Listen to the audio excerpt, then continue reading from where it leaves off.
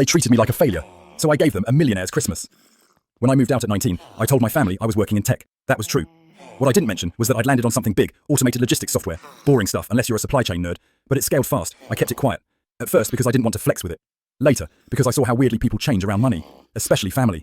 The more we talked, the colder they got. My mum would say, "Your brother's taking real steps, you should too." My dad stopped calling. Texts turned into occasional one-liners. Meanwhile, my younger brother Liam kept checking in. Always kind, always grounded. He even said once, "They're just proud of me because they think you're not doing anything." They had no idea. Then Christmas came. I showed up with a few wrapped boxes, not flashy, just enough to carry some weight. My parents barely greeted me. My dad actually said, "Didn't think you'd make it this year." Liam hugged me right away and whispered, "Brace yourself." I sat quiet through the meal. Listened to them talk about Liam's career potential, how he was going places, how I might still figure things out. Then came presents. To my dad, a 50-year-old whiskey. For Mum, a Gucci scarf and a spa retreat in Switzerland. Liam, the keys to a brand new sports car he'd been eyeing for years. They were stunned. I let them sit in the silence for a second. Then I said, "I've been running my own tech firm.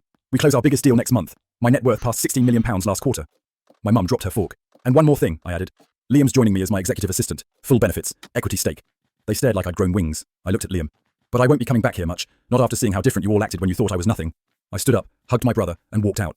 I've heard him whispering, "I told you," to our parents. But it was too late. Later he asked me why I stayed quiet until the end. I just smiled. Sometimes, money doesn't change you. It just shows you who was never really with you in the first place.